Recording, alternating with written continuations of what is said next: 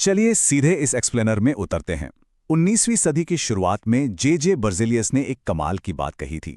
उन्होंने केमिस्ट्री को एक यूनिवर्सल भाषा के रूप में पेश किया। सोचिए, आम भाषा में किसी केमिकल रिएक्शन को समझाने में शायद पूरा पन्ना लग जाए, लेकिन केमिस्ट्री की इस लैंग्वेज में सिर्फ कुछ लेटर्स और नंबर्स से पूरी कहानी क्लियर हो जाती है। ये सच में ब्रिलियंट है। आज के इस सफर में हम इन्हीं बेसिक्स को कवर करेंगे। फटाफट एजेंडा देख लेते हैं। शुरुआत होगी केमिकल अल्फाबेट से, फिर उन लेटर्स को जोड़कर केमिकल वर्ड्स बनाएंगे।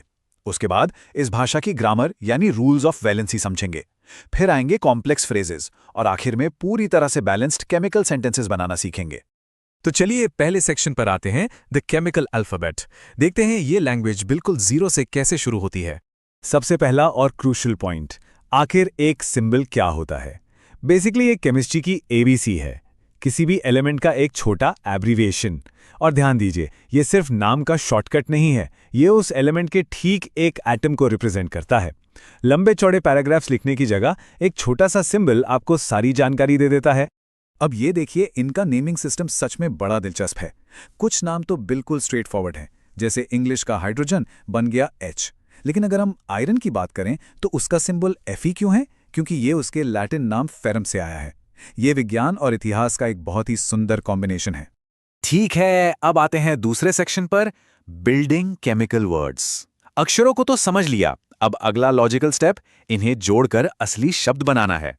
जब आप केमिस्ट्री पढ़ते हैं तो तुरंत समझ आ जाता है कि एक फॉर्मूला और कुछ नहीं, बस एक मॉलिक्यूलर वर्ड है। जैसे लेटर्स मिलकर वर्ड बनते हैं, वैसे ही एटम्स मिलकर मॉलिक्यूल बनाते हैं। और इस फॉर्मूला में हम छोटे नंबर्स का यूज करते हैं, जिन्हें सबस्क्रिप्ट्स कहते हैं। ये नंबर्स एग्जैक्टली बताते हैं कि उस वर्ड में कौन सा एटम कितनी बार आया है। ये कंपैरिजन मॉलिक्यूलर बिहेवियर के अंतर को बहुत खूबसूरती से समझाता है। कुछ गैसेस जैसे नोबल गैस हीलियम बिल्कुल अकेले रहना पसंद करती हैं, वो मोनो एटॉमिक हैं। दूसरी तरफ ऑक्सीजन जैसी गैसेस नेचुरली जोड़ों में घूमती हैं, हमेशा पेयर्स में, इसीलिए O2। और कुछ तो ट्रीएटॉमिक भी होती हैं, जैसे ओजोन, जिसमें 3 एटम्स होते हैं। Moving on to section 3, the rules of valency. Words तो बन गए, पर उन्हें कनेक्ट कैसे करें? इसके लिए हमें इस भाषा के स्ट्रिक्ट ग्रामर रूल्स को समझना होगा। वैलेंसी को आप सिंपली कंबाइनिंग कैपेसिटी की तरह समझ सकते हैं। ये एक पक्का रूल है जो डिक्टेट करता है कि एक एटम कितने दूसरे एटम्स के साथ कनेक्शन बना सकता है। इसे एक पजल के पीसेस की तरह सोचिए। हर पीस की अपनी एक फिक्स्ड जगह और कैपेसिटी होती है। कमाल की बात यह है कि इस पूरे सिस्टम में हाइड्रोजन एक बेस लाइन, एक स्टैंडर्ड की तरह काम करता है। इसकी वैलेंसी ठीक एक तय की गई है, बाकी सबको इसके मुकाबले नापा जाता है। अगर हम एलिमेंट्स को इस तरह कैटेगराइज करें तो उनकी कनेक्टिंग पावर बिल्कुल क्लियर हो जाती है। मोनोवैलेंट यानी जिन्हें एक कनेक्शन चाहिए, डाइवैलेंट को 2, और टेट्रावैलेंट एलिमेंट्स जैसे कार्बन और सिलिकॉन पूरे 4 कनेक्शंस बना सकते हैं। ये सिस्टम चीज़ों को काफ़ी आसान बना देता है। तो बाइनरी कंपाउंड का फॉर्मूला आखिर निकालें कैसे? इसके लिए एक बड़ा ही ब्रिलियंट और सिंपल सा क्रिस क्रॉस मेथड है। पहला स्टेप, सिंबल्स और उनकी वैलेंसी लिखिए। दूसरा स्टेप, उन वैलेंसीज को आपस में क्रिस क्रॉस कर दीजिए, यानी क्रॉस मल्टीप्लाई जैसा। और तीसरा, अगर कोई कॉमन फैक्टर हो तो उसे डिवाइड कर दीजिए। जब आप इस प्रोसेस को विजुअली देखते हैं तो सारी कॉम्प्लेक्सिटी हवा हो जाती है। ये लिटरली एक आसान सी मैथमेटिकल पजल बन जाती है, जहां वैलेंसीज बस एक दूसरे की जगह ले लेती हैं। लेकिन ठहरिए, इस ग्रामर में एक छोटा सा ट्विस्ट भी है, वेरिएबल वैलेंसी। कुछ एलिमेंट्स जैसे आयरन और कॉपर ऐसे शब्दों की तरह हैं जिनके मल्टीपल मीनिंग्स होते हैं। उनकी कंबाइनिंग कैपेसिटी बदल सकती है। इसी कंफ्यूजन को दूर करने के लिए हमें थोड़ा स्पेसिफिक होना पड़ता है, जैसे आयरन 2 क्लोराइड या आयरन 3 क्लोराइड। चलिए आगे बढ़ते हैं चौथे सेक्शन पर, कॉम्प्लेक्स फ्रेजेस। सिंपल 2 वर्ड के कंपाउंड से आगे निकलकर अब बारी है ऐसे ग्रुप्स की जो एक सिंगल यूनिट की तरह काम करते हैं। ये लाइन इनका परफेक्टली इंट्रोडक्शन देती है। इन्हें हम कंपाउंड रेडिकल्स कहते हैं। बेसिकली ये अलग अलग एटम्स के ऐसे गैंग्स होते हैं जो केमिकल रिएक्शंस में आपस में जुड़े रहते हैं। ये आसानी से टूटते नहीं हैं और पूरा का पूरा ग्रुप एक अकेले एटम की तरह बिहेव करता है।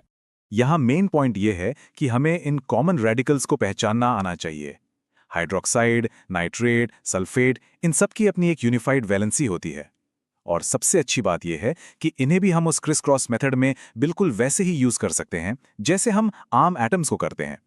अब आते हैं अपने आखिरी और सबसे इंपॉर्टेंट हिस्से पर, बैलेंसिंग सेंटेंसेस। यहां हम पूरे डिस्क्रिप्टिव केमिकल सेंटेंसेस बनाना देखेंगे जिन्हें हम इक्वेशंस कहते हैं। एक केमिकल इक्वेशन की एनाटॉमी बहुत सिंपल होती है। जो पदार्थ शुरू में रिएक्ट करते हैं वो रिएक्टेंट्स हैं। बीच में एक एरो होता है जो रिएक्शन की दिशा या डायरेक्शन दिखाता है, और एंड में जो नए पदार्थ बनते हैं वो प्रोडक्ट्स कहलाते हैं। हर केमिकल इवेंट इसी स्ट्रक्चर में फिट होता है। अब यहाँ एक बहुत जरूरी सवाल उठता है, एक केमिकल इक्वेशन का अनबैलेंस्ड होना किसी भी हाल में एक्सेप्टेबल क्यों नहीं है? क्या ये सिर्फ पेपर पर एक लिखावट की गलती है? बिल्कुल नहीं। इसका जवाब छिपा है नेचर के सबसे स्ट्रिक्ट और फंडामेंटल रूल में, द रूल ऑफ कंजर्वेशन। एक केमिकल रिएक्शन में ना तो कोई नया एटम जादू से बनता है और ना ही गायब होता है। इसका मतलब रिएक्टेंट साइड पर जितने एटम्स थे, प्रोडक्ट साइड पर भी ठीक उतने ही होने चाहिए।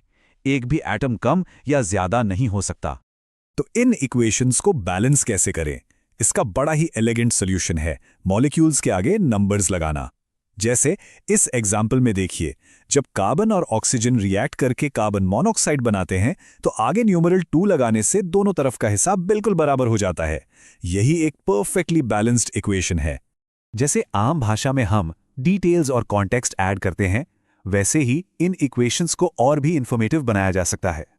अगर आप एरो के ऊपर सिंपली हीट लिख दें तो पढ़ने वाले को तुरंत क्लियर हो जाएगा कि इस रिएक्शन को स्टार्ट होने के लिए गर्मी की जरूरत है। ये छोटी डिटेल्स इस केमिकल भाषा को और सटीक बनाती हैं। इस सबको एक बार फिर से सोचिए, अगर केमिस्ट्री की इस भाषा के सिर्फ कुछ सिंबल्स और नंबर्स एक आम सी कार्बन के जलने की प्रक्रिया को इतनी परफेक्टली डिस्क्राइब कर सकते हैं, तो जरा अंदाजा लगाइए ये सिस्टम कितना पावरफुल होगा, जो इस यूनिवर्स के सबसे कॉम्प्लेक्स बायोकेमिकल रिएक्शंस को भी स्केल करके एक्सप्लेन कर सकता है। इस अमेजिंग भाषा में आगे और क्या-क्या लिखा जा सकता है, ये सीखने का एक ऐसा सफर है जो सच में अनंत है। Be sure to like this video, share and comment below, and don't forget to subscribe to Jonas Creation 25.